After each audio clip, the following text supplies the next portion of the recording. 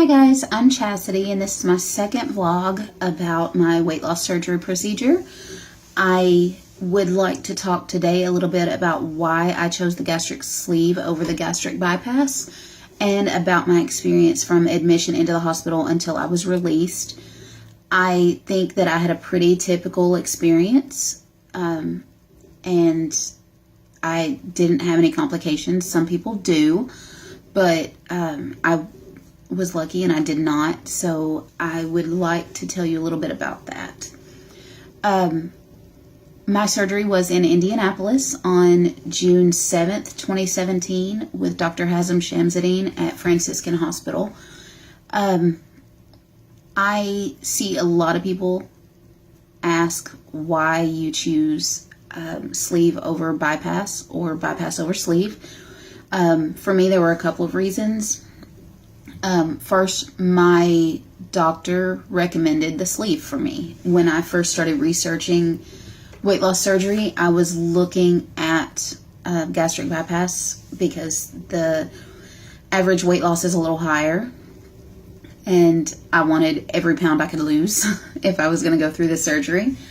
But there are downsides to the bypass for me, and one of the ways that the bypass works is that it limits your absorption, and that malabsorption applies to your calories and fat, nutrients, but for me it also would have applied to my medications. I think I mentioned in my first vlog that I do have some mental health problems that I take medications for daily.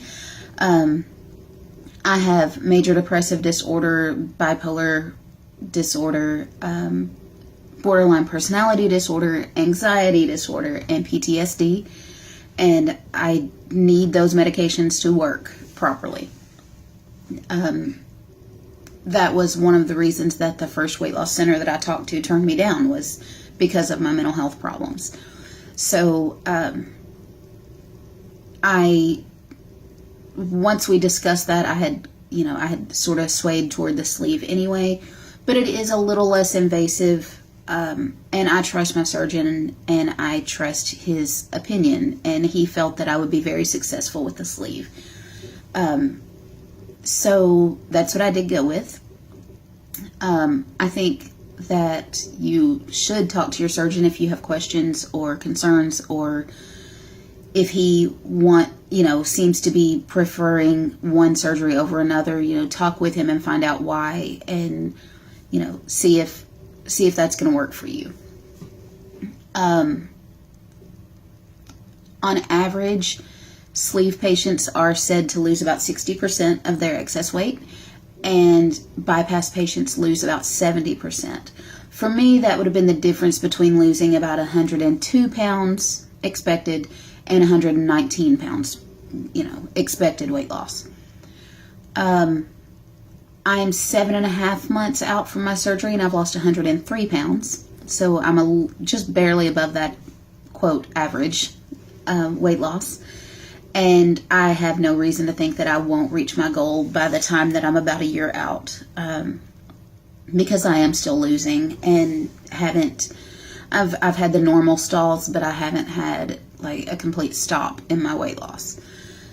So I'm very happy with my decision to go with the sleeve, and I think it was the best choice for me personally. On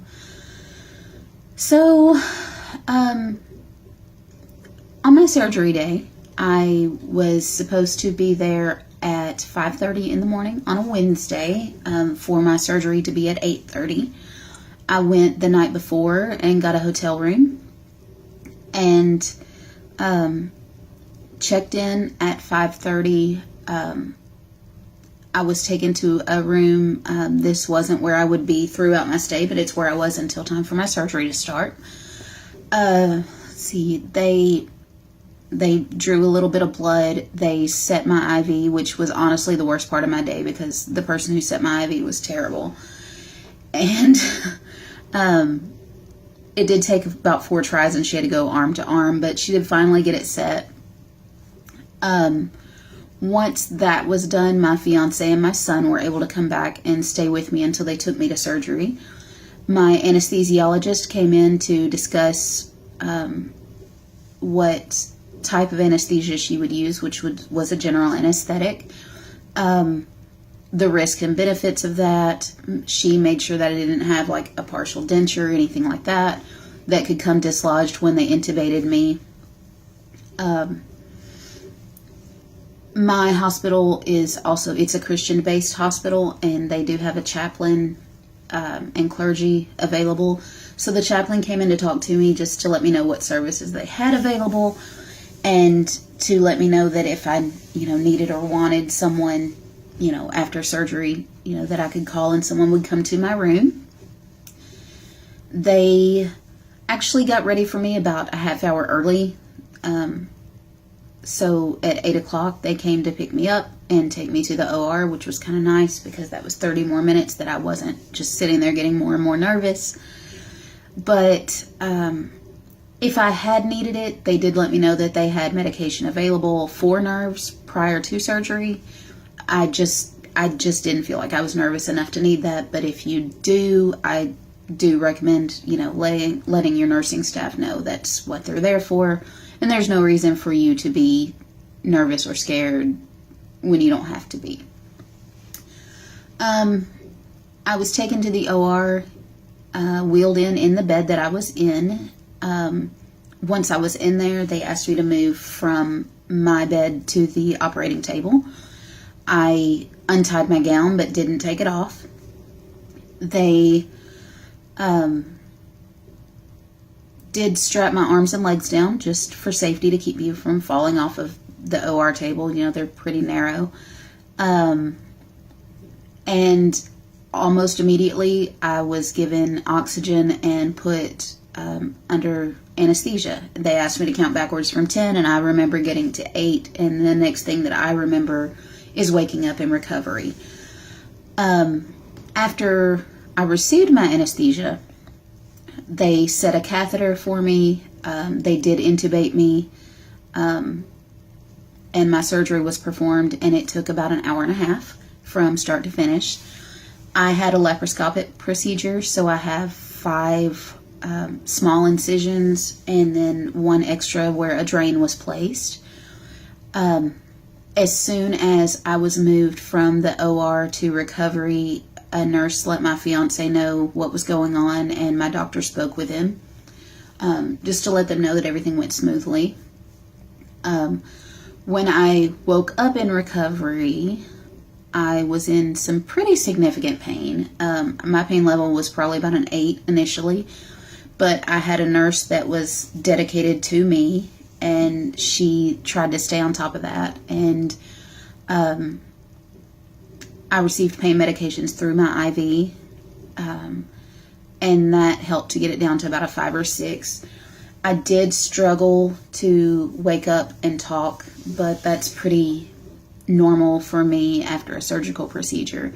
So once I was awake and responding, and she had me move my arms and legs, then my family was informed that I was awake and able to talk and responding well. So they couldn't see me, but they did appreciate that the nursing staff kept them informed of how I was doing.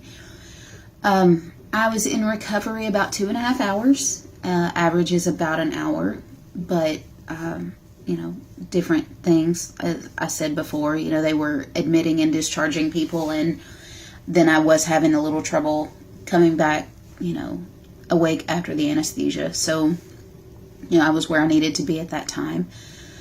When I moved to my hospital room, that was the room that I was in until time for me to leave. My family was in the room waiting for me, I believe, when I got there. I had been there about 3 hours when they first asked me to get up and walk around a little bit. I had a nurse with me, and I did just 1 lap before I went back to my room. I walked a few times that day, but just small, like 1 or 2 laps at a time. I was still really nauseated from the anesthesia, but they were trying to control that with some other medications. So that night I had dinner was offered, and they brought 1 ounce of oatmeal, 1 ounce of Jell-O, and 1 ounce of yogurt, knowing that I couldn't eat 3 ounces, but that way I would have some things to choose from. So I managed to eat only about a half an ounce, and I was not tolerating my fluids. I wasn't able to tolerate water. It was making me really even more nauseated. But ice chips seemed to do okay. So I kind of munched on those throughout the evening. My pain level by late in the evening was about a 6 to a 7. I did have a pain pump that let me control when I got medication, and that helped get me down to maybe a 4, 3, 4. Sometimes it would get up to a 5, but that medication was keeping me really nauseated. So I transitioned off of the pain pump to oral pain medications. I was struggling to get my regular medications in. I had to take 1 pill every 15 minutes, and just to get my regular, my mental health medications and my blood pressure medications and things like that in. So that took about 2.5 hours from start to finish to get all those in. The first night, my son and my fiance stayed with me. We were expecting to leave the next day, which was Thursday.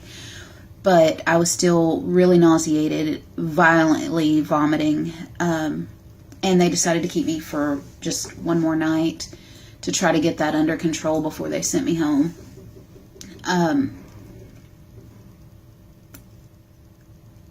By Friday, I was feeling a lot better. I was still walking around quite a bit.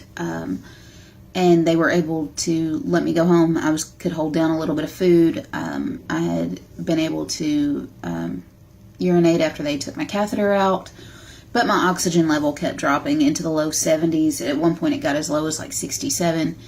So I got sent home with oxygen, which isn't something that we had ever talked about could be a possibility. I don't remember much about the trip home. But apparently it was pretty uneventful. I did drop my portable oxygen tank and broke it. But when I got home, there was somebody waiting to set up a new one for me, so that was okay.